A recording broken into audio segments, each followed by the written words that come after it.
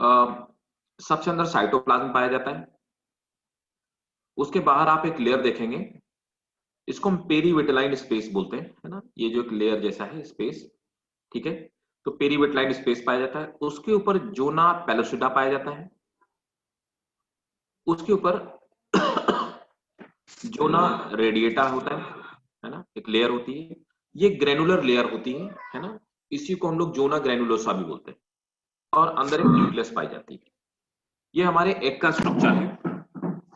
Human egg ऐसा,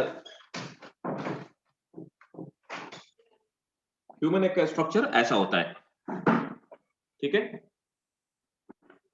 अब देखो, मैं पहले अभी आपको यहीं पे बता देता हूं, अगर आप चाहें तो आप स्क्रीनशॉट भी ले सकते हैं इसका।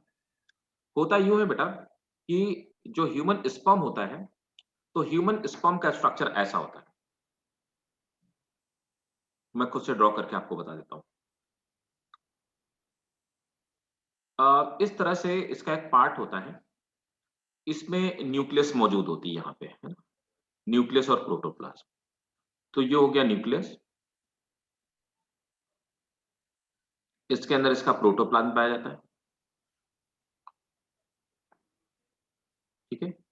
और इसके जो ऊपर वाला लेयर होती है ना, तो इसके ऊपर एक और लेयर पाई जाती है, ठीक है। गड़बड़ हो गया, इसके ऊपर एक और लेयर होती है,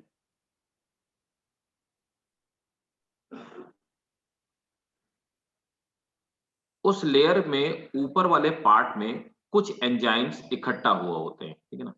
इस पार्ट को हम लोग बोलते हैं acrosome. This is called acrosome. इसके नीचे वाला जो पार्ट होता है, इसको हम लोग नेक कहते हैं। जो नेक वाला पार्ट होता है ना, इसमें माइटोकॉन्ड्रिया पाई जाती है। यहाँ पे इस तरह से माइटोकॉन्ड्रिया इसमें अरेंज होती है। ये माइटोकॉन्ड्रिया इसके मूवमेंट के लिए एनर्जी देती है, माइटोकॉन्ड्रिया।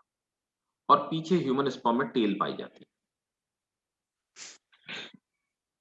ये 24 आवर्स तक विटल रहता है, उसके बाद इसकी एनर्जी कंज्यूम हो जाती है, और इसकी विटेलिटी मतलब इसकी जो वायबिलिटी होती है वो खत्म हो जाती है, फिनिश हो जाती है। एक्रोसोम में कुछ पर्टिकुलर टाइप के एंजाइम्स पाए जाते हैं, they are called hydrolytic enzyme. Hydrolytic enzyme they are strong enzyme. ये हाइड्रोलिटिक एंजाइम जो होते हैं, ये एग की जो एक्सटर्नल जो लेयर्स होती हैं, ये आपकी जोना पेलुसिडा, जोना ग्रेनुलोसा, और ये इंटरनल प्रीविटलाइन जो मेम्ब्रेन होती है, इसको पेनिट्रेट करने का फंक्शन करती है, इस मेम्ब्रेन को डिसॉल्व करने का फंक्शन करती है। So it dissolve all membrane, dissolve membrane. तो ये जितनी सारी मेम्ब्रेन है, इन मेम्ब्रेन को डिसॉल्व कर देती है, जिसकी वजह से यहाँ पे स्पर्म की और एग की न्यूक्लियस फ्यूज होकर के जाइगोट का फॉर्मेशन करती है। Is it clear to everyone? Yes sir. ठीक है, हाँ बेटा, कोई डाउट है?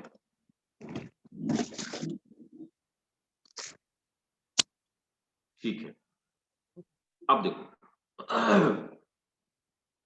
अब आ जाते हैं इसमें फर्टिलाइजेशन होता कैसे है, और फर्टिलाइजेशन की स्टेजेस क्या होती है। देखिए, फर्टिलाइजेशन, ह्यूमन फर्टिलाइजेशन, राइट।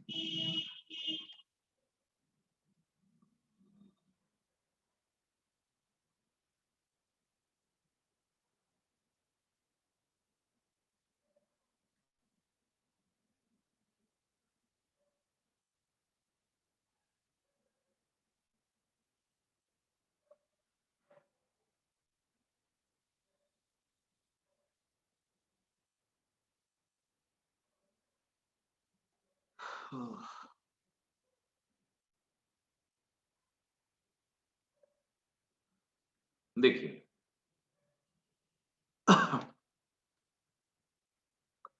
ये फर्टिलाइजेशन की स्टेजेस है ना। इसका आप स्क्रीनशॉट लेना चाहें आप ले सकते हो, that will be better for you.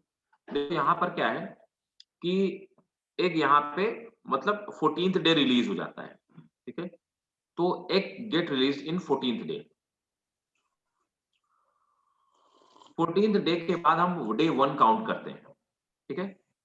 अब यहाँ पर एक पहुंचा, और पहुंचने के बाद फर्टिलाइज हो गया।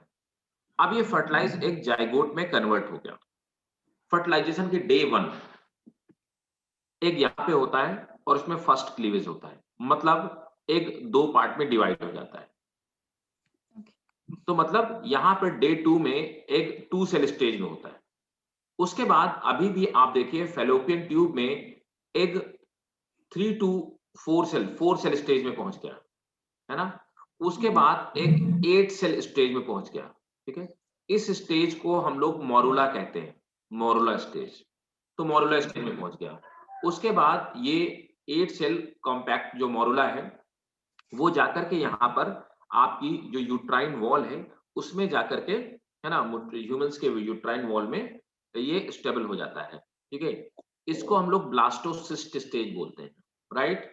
ब्लास्टोसिस्ट स्टेज, तो अर्ली ब्लास्टोसिस्ट स्टेज डे 5 में यहाँ पर भी अर्ली ब्लास्टोसिस्ट स्टेज में जाकर के चिपक जाता है। ये जो ब्लू कलर दिखाई दे रहा है ये प्लेसेंटा है ना, प्लेसेंटा जिसको हम लोग बोलते हैं, ठीक है। 7 डे में लेट ब्लास्टोसिस्ट स्टेज होती है।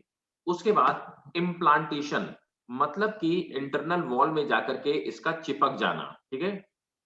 इंटरनल वॉल में जाकर के इसका चिपक जाना, तो इंटरनल वॉल में जाकर के ये स्टेबल हो जाता है, इसको हम इम्प्लांटेशन बोलते हैं। तो 8 to 9 डे में इसका इम्प्लांटेशन है। क्लियर है या कोई डाउट है? पूछिए, कोई भी डाउट हो आपको। पक्का क्लियर है? 100%? ठीक है। तो इम्प्लांटेशन कब होता है? 8 to 9 डे में। तो अगर आपसे क्वेश्चन ये पूछा जाए कि what is the implantation and how does it take place, तो आपको कहना है कि ब्लास्टोसिस्ट स्टेज में आकर के ये यहाँ पे इम्प्लांटेशन होता है। इम्प्लांटेशन में क्या होता है कि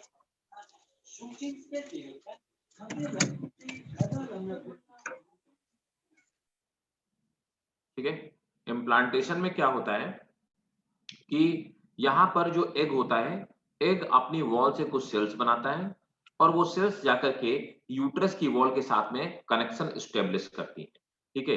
इस तरह से यहाँ पे इम्प्लांटेशन हो जाता है और यहाँ पे फाइनली जाइगोट धीरे धीरे मदर से न्यूट्रिशन लेना स्टार्ट करता है। आई थिंक सबको क्लियर हो गया होगा? Yes sir. ओके, तो मूव करें नेक्स्ट। Yes sir. ठीक है।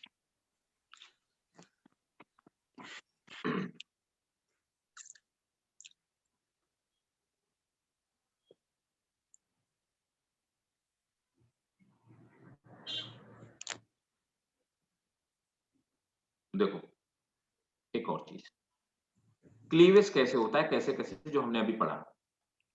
तो सबसे पहले जाइगोट होता है, जाइगोट 8 सेल स्टेज में कन्वर्ट होता है, ठीक है। 8 सेल स्टेज है ना, फिर उसके बाद ब्लास्टुला स्टेज आती है, ठीक है। ब्लास्टुला के अंदर एक कैविटी बन जाती है जिसमें फ्लूइड भरा होता है, इसको हम लोग ब्लास्टोसील बोलते हैं। ब्लास्टुला स्टेज के बाद फिर कौन सी स्टेज आती है? गैस्ट्रुला स्टेज आती है, ठीक है। गैस्ट्रुला स्टेज जब आ जाती है तो आप देखिए यहाँ पे ये ब्लास्टोसील है, internal layer endoderm, external layer ectoderm, बीच में मेसोडर्म का फॉर्मेशन हो जाता है और ये ब्लास्टोपोर इसको बोलते हैं जहां से ये अंदर कैविटी पे एंट्रेंस होती है। और ये 8 सेल स्टेज इसको क्या बोलते हैं? मोरुला। तो पहले मोरुला आती है, फिर ब्लास्टुला आती है और फिर गैस्ट्रुला स्टेज आती है, ठीक है भाई? Yes sir. Done? Yes sir. 100% clear सबको? Yes sir. Sir repeat sir. जी चलिए मैं फिर से रिपीट कर देता हूँ।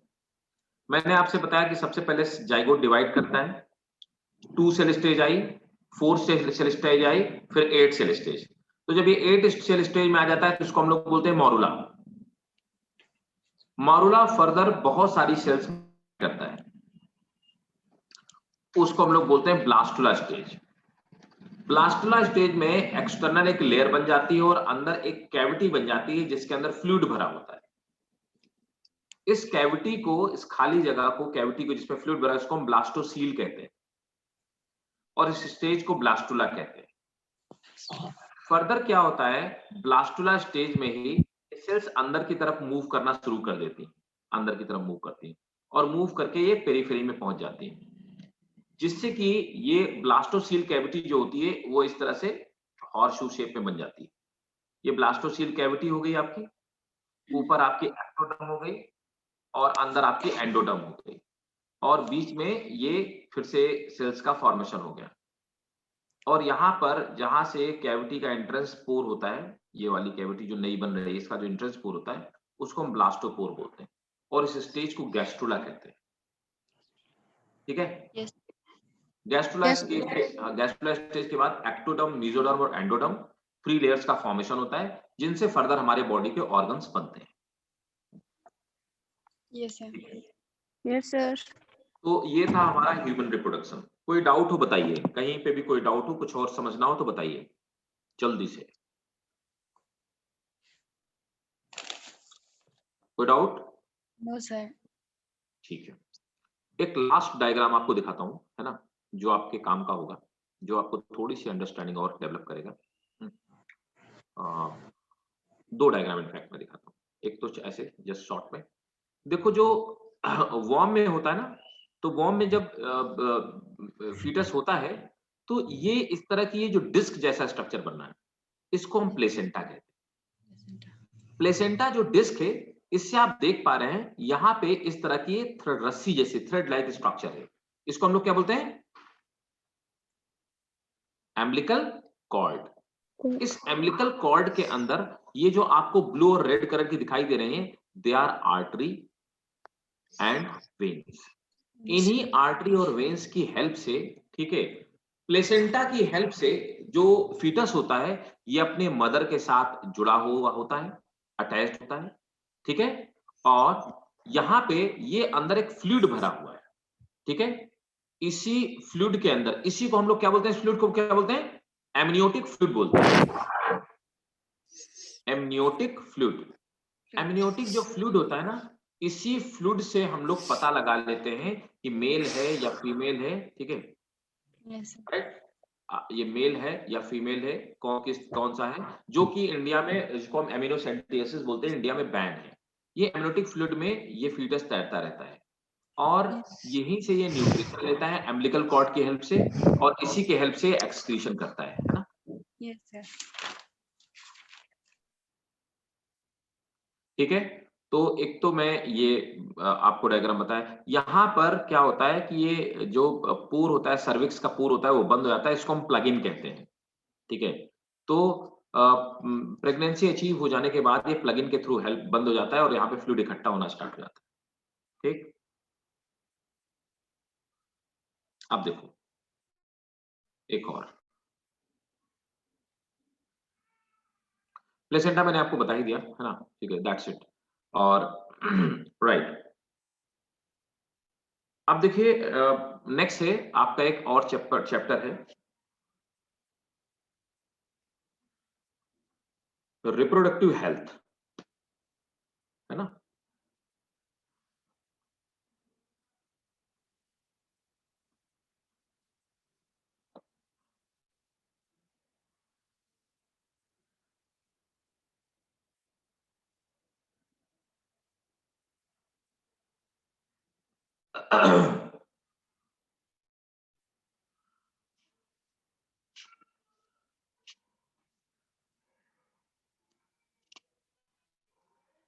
देखो रिप्रोडक्टिव हेल्थ में आप समझिए,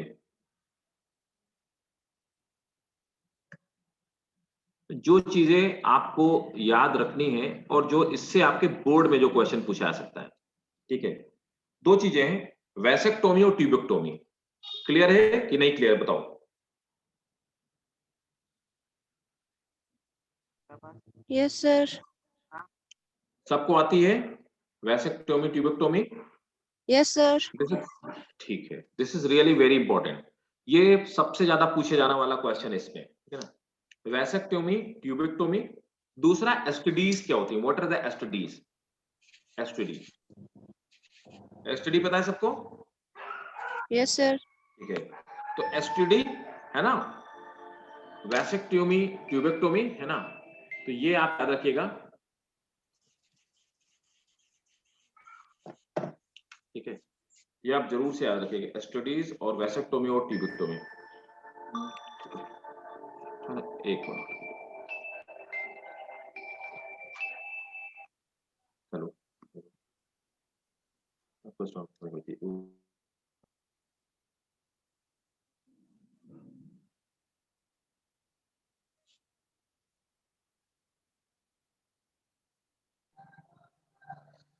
ठीक है, वैसेक्टोमी हो गया, ट्यूबेक्टोमी हो गया, एस्टडीज, दिस इज। अच्छा एक चीज और बताओ, एमटीपी क्या होती है? What is MTP? एमटीपी कौन बताएगा? बताइए भाई, व्हाट इज एमटीपी? जल्दी बताओ। Medical termination of pregnancy. Call Yes, sir. एडिस, ग्लैडन, कोई बताओ भाई, what is MTP? Medical termination of pregnancy.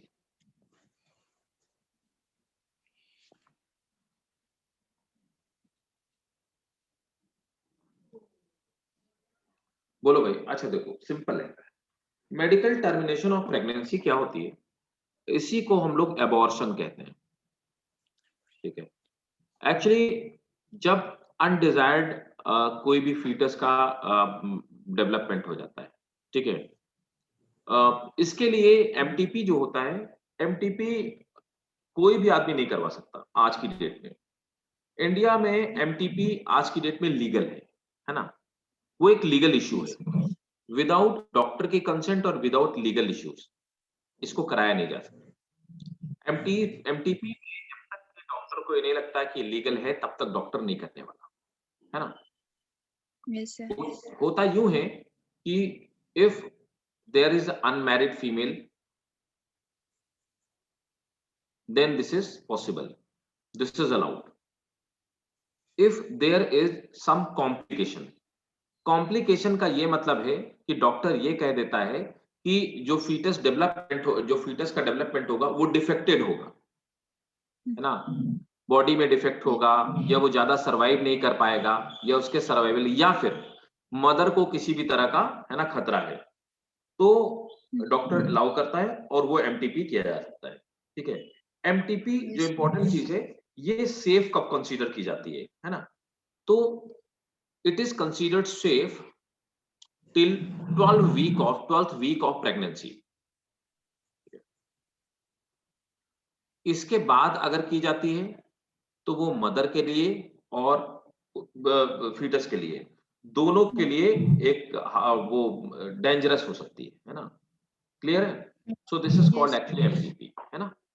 और विदाउट कंसेंट ऑफ डॉक्टर, है ना, और दैट इज, और without consent of mother, that is MTP is illegal in India, ठीक है। और मेल फीमेल जो सेक्स हम लोग हैं, उसको एमिनोसेंटियोसिस बोलते हैं। क्लियर है ना सबको? Yes, sir. सब लोग बताओ भाई, सब लोग क्लियर है ना? Yes, sir. Yes, sir.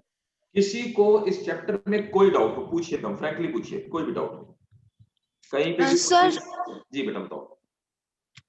Sir पहले के चैप्टर और इसमें थोड़ा सा वो है ना सर, वो सर क्या ओवरी और ये ओवम हमारे मेंस्ट्रुएशन के दौरान क्या रोल निभाता है सर? मेंस्ट्रुएशन, हाँ तो देखो वो मैंने बताया ना, देखो एक मिनट, हाँ रुको वेट, मैंने आपको नहीं सर हाँ मैंने आपको ये बताया वो था। जब हम जी सर, जी बता बोलो बोलो। जब हम ट्यूबेक्टोमी करते हैं, ट्यूबेक्टोमी के दौरान जब कट दिया जाता है तो फिर मेंस्ट्रुएशन तो रेगुलर होते हैं ना सर? मेंस्ट्रुअल साइकिल चलती रहती है, राइट। चलते रहते हैं, फिर ओवरीज का तो कुछ उसमें कुछ रोल नहीं निभाते हैं ना सर? क्या ओके करते हैं मैं समझ, फिर? I got your point. Actually क्या होता है, ओवरी का उसमें कोई रोल नहीं होता। ओवरी क्या होती है ना हाँ कि मेंस्ट्रुअल साइकिल तो चलती रहती है, लेकिन ओवरी दोबारा से कंज्यूम हो जाती है, रीअब्सॉर्ब हो जाती है बॉडी में, है ना। इवन जो जैसे क्या होता है ना कि इजैकुलेशन नहीं हुआ, स्पर्म भी इकट्ठा रह गए, है ना, तो वो क्या होते हैं, वो दोबारा से बॉडी में रीअब्सॉर्ब हो जाते हैं। तो वैसे क्या होता है कि वो तो ब्लॉक हो जाता है आगे वाला पार्ट, एग तो वहां पे ट्रेवल कर नहीं पाता, है ना, तो एग दोबारा से रीअब्सॉर्ब हो जाता है। अच्छा, मेंस्ट्रुअल साइकिल में आप देखोगे, देखो मैं बता देता हूँ यहाँ पे, जैसे मेंस्ट्रुअल साइकिल में आप देखेंगे ना, मैं बता ही देता हूँ। मेंस्ट्रुअल साइकिल में क्या होता है कि जैसे यहाँ पे अब आपका ये क्वेश्चन है कि आखिर ओवरी का रोल तो होता है, क्योंकि ओवरी से निकलने वाले है ना, कार्पस ल्यूटियम से निकलने वाला जो हार्मोन होता है वो एंडोमेट्रियम अफेक्ट करता है, ठीक है। Yes, sir. लेकिन देखो क्या हार्मोन हमेशा किसमें डिसॉल्व होते हैं? ब्लड में, है Yes, ना। sir. तो ब्लड का कांटेक्ट तो इस ट्यूब के थ्रू थोड़ा ना है ना। ब्लड का कांटेक्ट तो ओवरी में चारों तरफ ब्लड वेसल्स फैली हुई हैं, तो हार्मोन्स तो बॉडी में सर्कुलेट हो ही रहा है, तो हार्मोन्स तो किसी भी तरह से ब्लड स्ट्रीम के थ्रू यहां तक पहुंच ही जा रहा है, ठीक है। तो इस Yes, sir. ट्यूब को बंद कर देने से हार्मोन्स का जो डिफ्यूजन है उसको नहीं रोका जा रहा है, सिर्फ इस ट्यूब से एक ही चीज रोकी जा रही है, एग। एग क्या होता है? रीअब्सॉर्ब हो जाता है बॉडी, Yes, sir. क्लियर। वैसे ही क्या होता है, जो स्पर्म यहां से रिलीज होते हैं ना, जब वो स्पर्म नहीं पहुंच पाते तो बॉडी में रीअब्सॉर्ब हो जाते हैं। Yes, sir. Yes. और कोई डाउट भाई? तो ओवरी हमारे मेंस्ट्रुएशन के लिए जरूरी है सर क्या? नहीं, उसमें ओवरी जरूरी नहीं, लेकिन ओवरी से निकलने वाले जो हार्मोन्स हैं वो जरूरी है, जैसे एस्ट्रोजन, है ना, एस्ट्रोजन. प्रोजेस्टेरोन, ये सब जरूरी है। Yes, sir. वो हार्मोन्स जरूरी है मेंस्ट्रुअल साइकिल के लिए। तो मेंस्ट्रुअल साइकिल तो प्रॉपर चलती रहेगी, क्योंकि मेंस्ट्रुअल साइकिल जो चल रही है वो मेनली किसकी वजह से चल रही है? जो आउटफ्लो हो रहा है वो यहाँ पे एंडोमेट्रियम बनने की वजह से। Yes, तो sir. एंडोमेट्रियम के बनने और बिगड़ने का जो दौर है वो तो चलता ही रहेगा। Yes, sir. Okay, Yes, is sir. There any more question? और कोई डाउट भाई? कोई डाउट नहीं? No sir. ठीक है, ग्रेट। तो रिवीजन, आप लोग रिवीजन साथ में करते जा रहे हो ना? Yes, sir. Yes, sir. ठीक है, गुड। अब देखो, अब हम लोग आ जाते हैं जेनेटिक्स में, the most interesting part of 12th class biology, that is genetics, है ना। समझते जाइए। तो देखो क्या है ना, कि पहला मेरा क्वेश्चन है, आप मुझे बताओगे, बहुत इजी क्वेश्चन मैं आपसे पूछने वाला हूँ, सब लोग बताओगे, ठीक है ना। कि मेंडेलियन जेनेटिक्स की पहले हम बात करते हैं, है ना। तो पहला हमारा जो चैप्टर है, principle of inheritance and variation.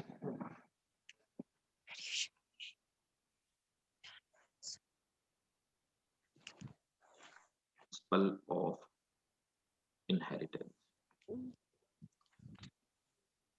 And variation.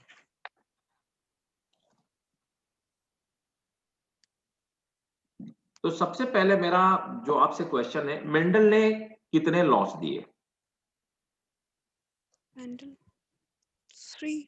3 लो। पक्का? 3. पक्का? Sir. Are you sure? Yes, sir. ठीक है।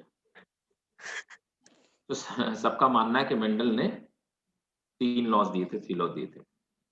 मेरा कहना है कि मेंडल ने कोई लॉ नहीं दिया। Mendel did not given any law. Mendel ने ऐसे कोई लॉस नहीं दिए थे। मेंडल ने क्या किया कि अपना एक रिसर्च पेपर पब्लिश किया, ठीक है।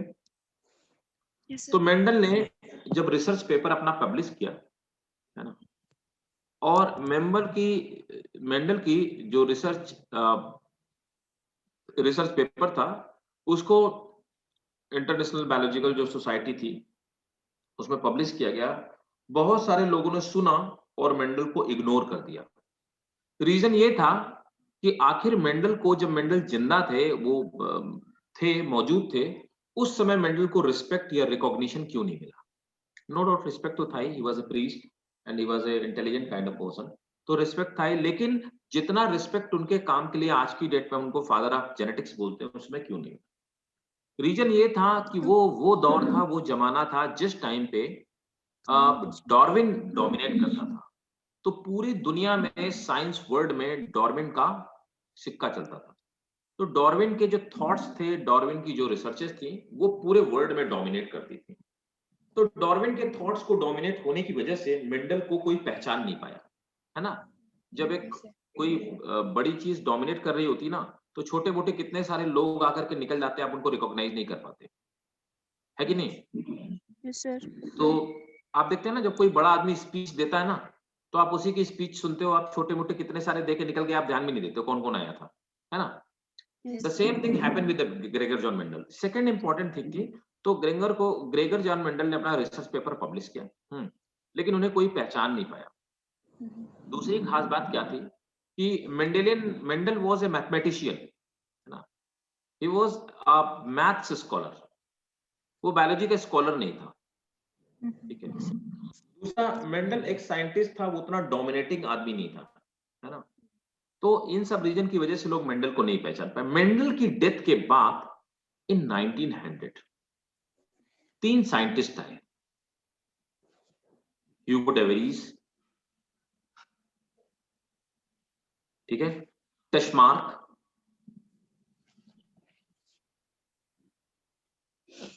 Karl Correns. ये 3 साइंटिस्ट अलग अलग, ये फ्रेंच था, he was German, he was Italian. इन तीनों साइंटिस्टों ने मिलकर के मेंडल के रिसर्च पेपर को दोबारा से पढ़ा और इन्होंने दोबारा से उस पर एक्सपेरिमेंट किया। एंड इन 1900 उन्होंने बोला, यार मेंडल ने तो एकदम खतरनाक वाला काम किया था, he did a wonderful job. So they given 3 laws of Mendel. समझ में आया? तो मेंडल के लॉ कुछ नहीं थे, मेंडल के तीनों लॉ क्रेडिट जाता है वो ह्यूगो डेवरीज को, टेस्मार्क को और कार्ल कॉरेंस को जाता है। इन्होंने मिलकर के मेंडल्स के लॉ को कंपोज किया। मेंडल ने खुद में ऐसा कोई लॉ नहीं दिया था। और भाई साहब, लॉ 3 नहीं है, लॉ 4 है। तो मेंडल के लॉस कौन है, समझ गए? लॉस तो मेंडल के ही भाई, बनाए तो मेंडल नहीं थे, लेकिन मेंडल ने कहा नहीं कि लॉ है कोई, ठीक है। इसको लॉ का फॉर्म देने का जो क्रेडिट जाता है वो टेस्मार्क, डेवरीज और कार्ल कॉरेंस को जाता है। सबसे पहले मेंडल ने कहा कि सबसे पहला जो लॉ है that is law of paired characteristic, है ना, Yes, sir. कि जो कैरेक्टरिस्टिक होंगे वो पेयर में पाए जाएंगे, ठीक है। Yes, sir. दूसरा है लॉ ऑफ डोमिनेंस। तीसरा है कौन सा? तीसरा थर्ड लॉ कौन सा है? अरे, law of independent assortment. Yes. और चौथा Law of segregation. Segregation. Law of segregation. law of segregation. Segregation. तो मेंडल के एक्चुअली टोटल 4 लॉज है ना। एक और बात, मेंडल जिस टाइम पीरियड में काम करता था, उस टाइम पीरियड में, मेरी बात को बहुत गौर से समझिएगा, मेंडल जिस टाइम पीरियड में काम करता था उस टाइम पीरियड में there was no discovery of meiosis.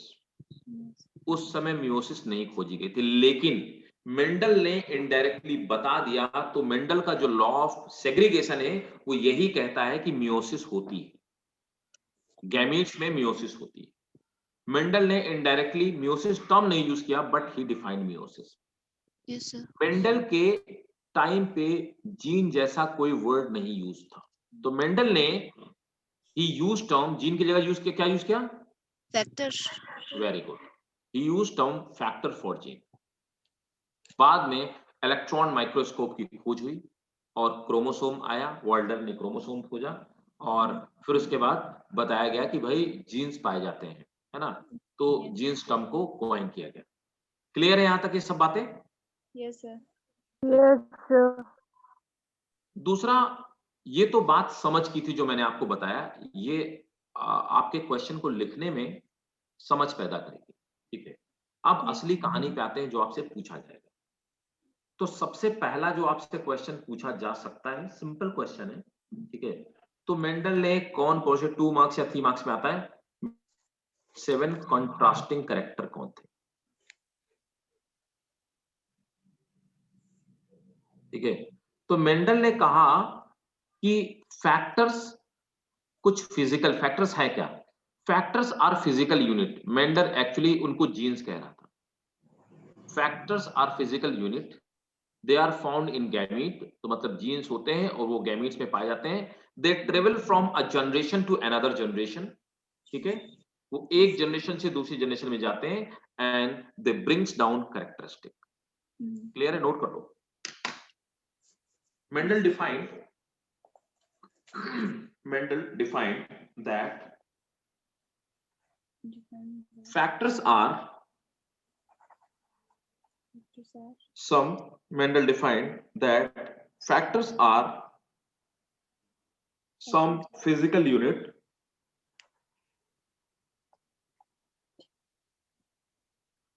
Unit. which are found in gamete, Which are found in gametes, found in found, which are found in gametes gametes and and they travel from and they travel from a generation to and they travel from a generation to another generation and they travel from a generation to another generation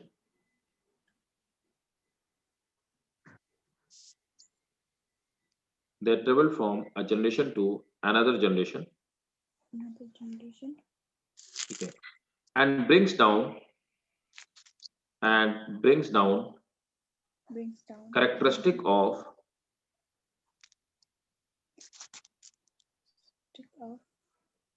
brings down the characteristic of parents to brings down characteristic of parents to their offspring.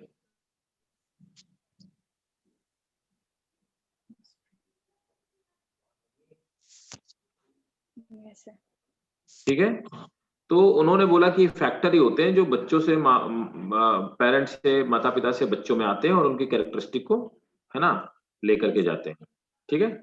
yes तो ये Mendel ने factor को define किया था, है ना। yes sir आप देखिए आगे हम लोग देखते हैं कि 7 कैरेक्टरिस्टिक कौन कौन से थे। तो देखो 7 कैरेक्टरिस्टिक में है ना yes sir. एक minute genetics I don't think so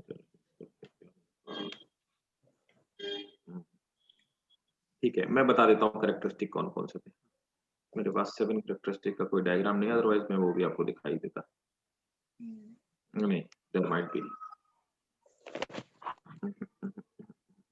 नहीं, ठीक है, डायग्राम नहीं मेरे पास, है ना।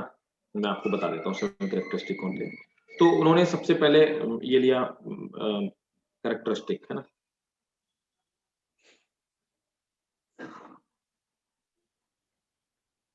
कैरेक्टर, है ना, और इनमें डोमिनेंट और रिसेसिव। अब मैं अभी बताऊंगा डोमिनेंट क्या होते हैं, हालांकि आपको पता होगा, आप सब लोगों ने पढ़ होगा, पढ़ तो रखा होगा ना, है ना। Yes sir. पढ़ तो सबने रखा होगा आपने, ठीक है। तो सीड कलर, है ना, तो सबसे पहले लिया शीट शेप। तो शीट शेप में जो डोमिनेंट शेप होता है वो कौन सा होता है, राउंड, राउंड है ना। और जो रिंकल होता है, रिंकल क्या होता है, उसके ऊपर वाली जो लेयर होती है ना, उस ऊपर वाली लेयर में रिंकल्स पड़े होते हैं, सिलवटें पड़ी होती हैं, और राउंड वाला बाहर से स्मूथ दिखाई देता है। तो राउंड डोमिनेंट कैरेक्टर है और रिंकल जो है वो रिसेसिव कैरेक्टरिस्टिक है। फिर आ गया फ्लावर कलर।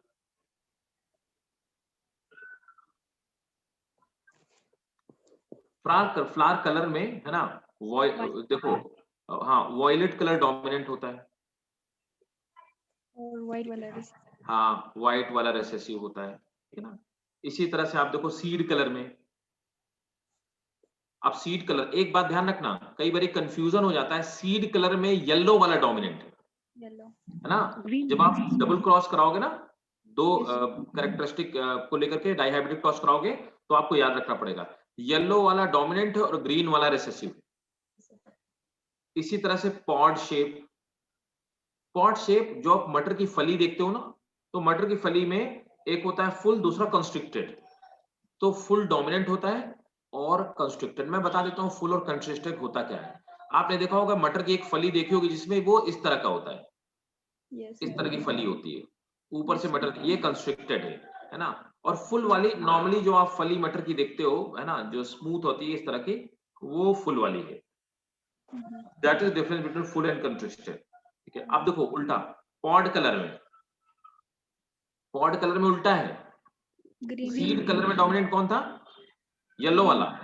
और पॉड कलर में कौन? ग्रीन वाला डोमिनेंट है। पॉड कलर में ग्रीन वाला डोमिनेंट है और येलो वाला रिसेसिव है, ठीक है ना।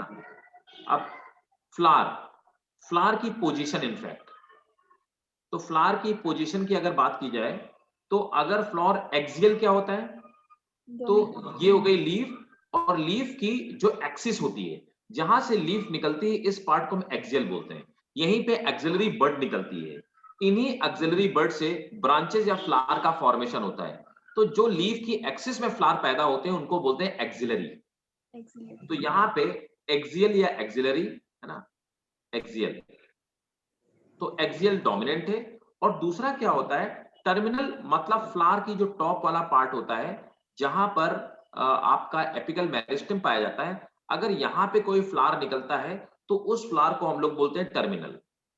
जिन प्लांट में, हमने 11th में पढ़ा होगा आपने, कि जिन प्लांट में टर्मिनल फ्लावर बनते हैं उन प्लांट की ग्रोथ उसके बाद बंद हो जाती है, लेकिन जिनमें एक्सियल फ्लावर बनते हैं उनमें ग्रोथ लगातार चालू रहती है, क्योंकि एपिकल पार्ट उसका फ्री रहता है ना। तो ये हो गए फ्लावर पोजीशन। और सबसे ज्यादा जो हम लोग देखते हैं स्टेम की हाइट, मतलब प्लांट की हाइट, तो हमें पता है टॉल वाला डोमिनेंट है और हमें पता है डॉर्फ वाला रेसेसिव। क्लियर है ना? Yes sir. ठीक है, तो कैरेक्टरिस्टिक सबको क्लियर है? Yes sir. अब देखो, तो सबसे पहला जो मेंडल का लॉ था, तो ये मेंडल ने कंट्रास्टिंग कैरेक्टरिस्टिक लिए। अच्छा, एक और बात, ऐसा माना जाता है कि मेंडल वॉज लकी, है ना, क्योंकि मेंडल के एक्सपेरिमेंट में लिंकेज का फिनोमेना एग्जिस्ट नहीं करता था। इस बात का मतलब क्या था? इस बात का यह मतलब था कि मेंडल की जो कैरेक्टरिस्टिक थे वो अलग अलग क्रोमोसोम में मौजूद थे। अब इस बात का मतलब क्या हुआ? सेपरेट क्रोमोसोम में। तो सपोज दैट ये पी का कोई क्रोमोसोम है ना, डिप्लॉयड होता है पी, तो एक क्रोमोसोम है। तो यहां पर पी के क्रोमोसोम में अगर इसमें टॉल वाला जीन्स मौजूद है तो डॉर्फ वाला जो जीन है वो इसमें मौजूद है, ठीक है। दूसरा, अगर किसी क्रोमोसोम में, है ना, ये जो दूसरा क्रोमोसोम है, तो यहां पर इस वाले क्रोमोसोम में अगर सीड का, यहाँ पे सब सीड कलर यहाँ पे मौजूद है, तो दूसरे सीड कलर का जो जीन है, यहाँ पे टॉल वाला और सीड कलर वाला जीन एक ही क्रोमोसोम में नहीं है। तो किसी भी कैरेक्टरिस्टिक, किसी नहीं दो कैरेक्टरिस्टिक का जो जीन था वो एक क्रोमोसोम में मौजूद नहीं था। अगर किन्हीं इनमें से 7 कैरेक्टरिस्टिक जो मेंडल के हैं, 1 2 3 4 5, ज्यादा हो गए क्या भाई? कितने हैं?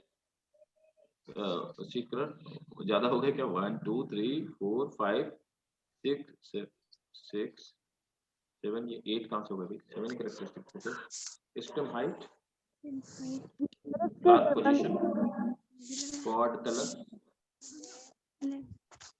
पॉड शेप, वो सॉरी, ये पहला वाला मैंने गलत ले लिया ना, इसको नहीं देना था ना, ये तो हेडिंग है ना? वही तो मैं सरप्राइज हो गया। सरप्राइज मुझे लगा कि ये 8 कैरेक्टरिस्टिक कहां से हो गए। कैरेक्टरिस्टिक तो यहां से स्टार्ट होते हैं ना, यहां से सीड से, है ना। तो देखो यहाँ पर क्या है, first, second, third, fourth, fifth, six और 7, ये 7 कैरेक्टरिस्टिक, सभी कैरेक्टरिस्टिक, एक कैरेक्टरिस्टिक एक ही क्रोमोसोम में मौजूद था। इनमें से कोई भी 2 कैरेक्टरिस्टिक अगर एक क्रोमोसोम में मौजूद होते तो मेंडल गलत हो जाता, क्योंकि वहां पे लिंकेज फिनोमेना हो जाता। तो इसीलिए कहते हैं कि Mendel was blessed with God. Mendel को पता नहीं था, लेकिन मेंडल ने जो कैरेक्टरिस्टिक चूज किए वो अलग अलग क्रोमोसोम में मौजूद थे। आप मेरी बात को समझ पा रहे हैं, नहीं समझ पा रहे हैं? Yes sir. जबरदस्ती में हाथ तो नहीं बोल रहे हो? समझ आ रहा है ना सबको? यस आ रहा है सर। अच्छा, ठीक है। अब आते हैं, तो सबसे पहले हम लोग क्या होते हैं, देखो, जब हम कोई क्रॉस कराते हैं ना, और किसी क्रॉस में हम सिर्फ एक जीन्स को ट्रेवल होने को देखते हैं, एक कैरेक्टरिस्टिक को लेते हैं, एक क्रॉस में एक कैरेक्टरिस्टिक, तो उसको हम लोग क्या बोलते हैं? मोनोहाइब्रिड क्रॉस बोलते हैं। तो मोनोहाइब्रिड क्रॉस का मतलब हुआ एक बार में हम लोग इन 7 में से कोई भी एक कैरेक्टरिस्टिक ले लेंगे। तो जैसे हमने ले लिया हाइट ऑफ स्टेम, ठीक है। अब भाई मेरी बात को ध्यान से समझिएगा, है ना। जरा चेक कर लूं कोई डायग्राम तो नहीं पड़ा हुआ। कोई डायग्राम है क्या? नहीं है। कोई नहीं, मैं खुद ही बना देता हूं। देखो, अब सपोज दैट, तो सबसे पहले हम लोग लेते हैं पी जनरेशन। पी जनरेशन का मतलब होता है पेरेंटल जनरेशन, है ना। तो पी जनरेशन लेते हैं। पेरेंटल जनरेशन में एक ले लिया हमने टॉल प्लांट, और दूसरा हमने ले लिया डॉर्फ प्लांट।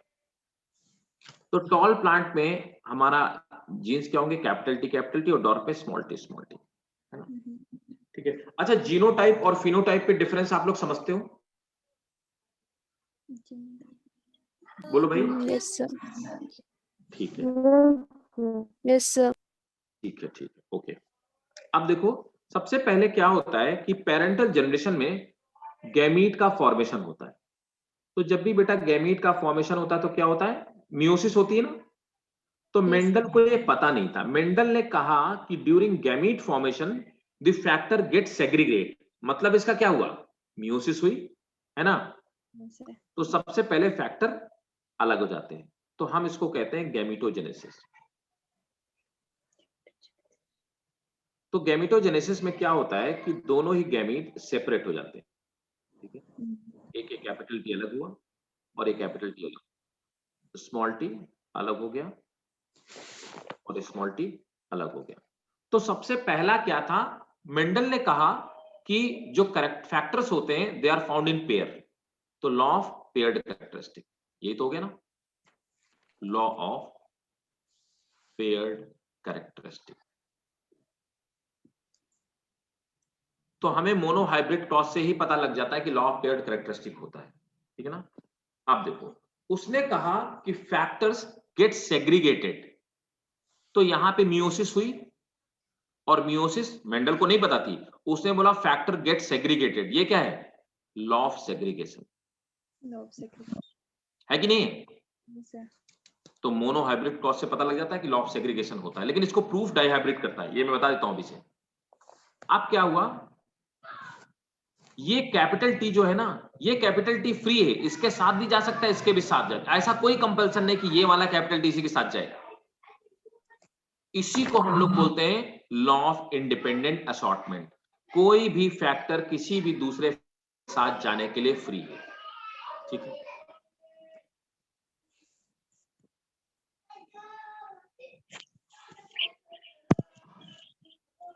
देखिए,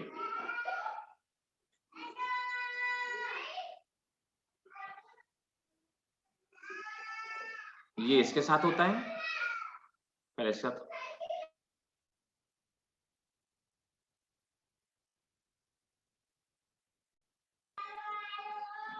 देखो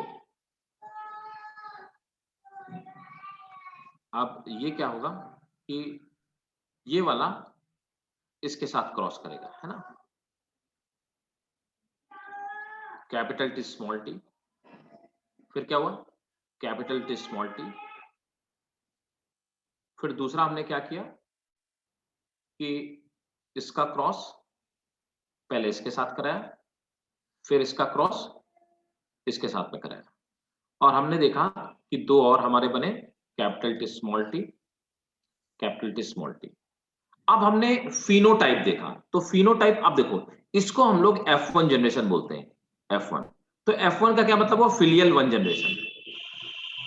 फिलियल माने मतलब क्या होता है? फिलियल मींस होता है ऑफिस प्रिंस, है ना। तो फिलियल वन जनरेशन में हमने देखा कि फिनोटाइप क्या है, मॉर्फोलॉजी क्या है, दिखाई कैसे देते हैं।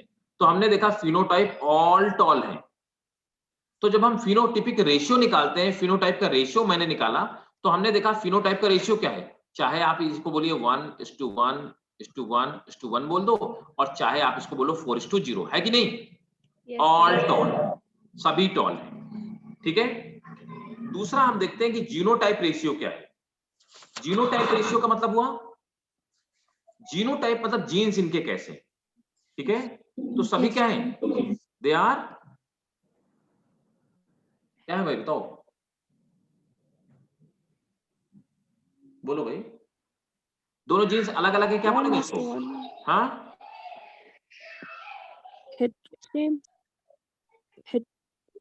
हेट्रोजाइगस ये बोलेंगे ना, है ना? हाँ, सब हेट्रोजाइगस है, सभी में एक में कैपिटल टी है, स्मॉल टी है। तो अब इसका जीनोटिपिक रेशियो क्या होगा? सेम होगा, 1:1:1, चाहे बोलो 4:0। क्लियर है कि नहीं? Yes sir. ठीक है, अब सेल्फिंग करवाते हैं। सेल्फिंग का क्या मतलब होता है? सेल्फिंग का मतलब होता है कि इन्हीं के बीच में आपस में क्रॉस करवा देते हैं, है ना? इनके बीच में ही आपस में क्रॉस करा देते हैं। कौन? F1 ऑफ स्प्रिंग के बीच में जो हम क्रॉस कराते हैं तो हम सेल्फिंग कराते हैं। ठीक है, तो अब हम सेल्फिंग करवाएंगे। सेल्फिंग कराने में क्या लेंगे? कैपिटल टी स्मॉल टी, इसी को तो लेंगे ना, yes sir. Capital T small T. अब देखो अपन फिर से गैमीट बना लेते हैं। तो मेंडल ने कहा कि जब कैरेक्टरिस्टिक पाए जाते हैं तो वो आपस में ब्लेंड नहीं होते, मिक्स नहीं होते। देखो कैपिटल टी स्मॉल टी यहां पे मौजूद है, लेकिन ये दोनों आपस में मिक्स नहीं होंगे। क्यों? क्योंकि दोनों अगली जनरेशन में जब जाएंगे तो अलग अलग हो जाएंगे और अपने का, अगर ये मिक्स हो गए होते तो अगली जनरेशन में मतलब कि कोई भी डॉर्फ प्लांट नहीं बनता, है ना? तो कैपिटल टी अलग हो गया, स्मॉल टी अलग हो गया, फिर वही law of segregation, capital T small T, है ना? अब देखिए फिर वही सेम, कैपिटल टी, एक हमारा ये बना, फिर इसी को हम लोग क्रॉस करवा देंगे इस वाले से, तो कैपिटल टी स्मॉल टी, फिर इसको क्रॉस कराते हैं इस वाले से, कैपिटल टी स्मॉल टी, और इसको क्रॉस कराते हैं इस वाले से, स्मॉल टी, है ना? अब हम देखते हैं यहां पर, देखिए यहां पर देखने में कितने टॉल है? 3 टॉल है, 3 है ना? हाँ 3 टॉल है, ठीक है। तो 3 टॉल है, तो ये 3 टॉल बने, और ये क्या? एक डॉर्फ है, 1 डॉर्फ है।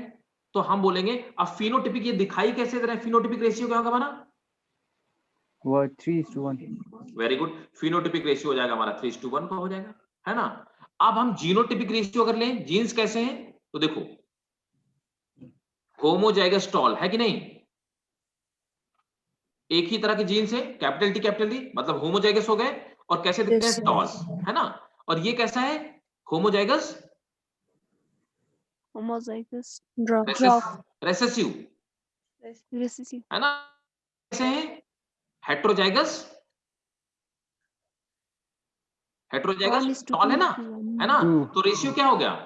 जीनोटिपिक रेशियो क्या हो गया? 1:2:1। वेरी गुड, 1:2:1, है ना? इसलिए, है ना? और लॉ ऑफ डोमिनेंस ये कहता है कि the characteristic which reflect itself और able to show itself in F1 generation is called dominant. तो यहां पे कौन अपने आप को दिखा दे रहा है? कैपिटल टी, है ना? And the characteristic which is unable to show or reflect itself is called recessive। यही हमारा लॉ ऑफ डोमिनेंस है। तो पहला क्या है? कैरेक्टरिस्टिक और found in pair, law of paired characteristic. दूसरा क्या है? The characteristic which show itself in F1 generation is called dominant, और जो अपने आप को रिफ्लेक्ट नहीं कर पाता वो रिसेसिव है। सो हमारा दूसरा हो गया लॉ ऑफ डोमिनेंस। तो अगर हमसे पूछा जाए कि हमारा जो मोनोहाइब्रिड क्रॉस है वो कौन कौन से लॉस को रिफ्लेक्ट करता है, तो हम कहेंगे मोनोहाइब्रिड क्रॉस प्रूव किस चीज को करता है? लॉ ऑफ पेयर्ड कैरेक्टरिस्टिक को प्रूव करता है और लॉ ऑफ डोमिनेंस को प्रूव करता है। इज इट क्लियर और नॉट? Yes. ठीक है, तो देखिए हम लोग नेक्स्ट क्लास में मिलेंगे, ठीक है ना? Okay, sir. राइट, और इसके आगे कंटिन्यू करेंगे, शायद दूसरे बैच आने वाला है, बच्चे आने वाले हैं। तो सबको समझ में आ रहा है पक्का 100%? Yes, sir. ठीक है, sir. तो घर जाइएगा, पढ़िएगा, और आपको जहां पे डाउट हो आप फिर से मुझसे पूछिए, ठीक है भाई? Yes, sir. चलो ठीक है, bye bye, take care, have a good day. Thank you sir. Welcome Bye. बेटा, bye bye bye, welcome, bye bye, thank you sir. Welcome बेटा, bye bye bye, welcome, okay bye sir. Bye.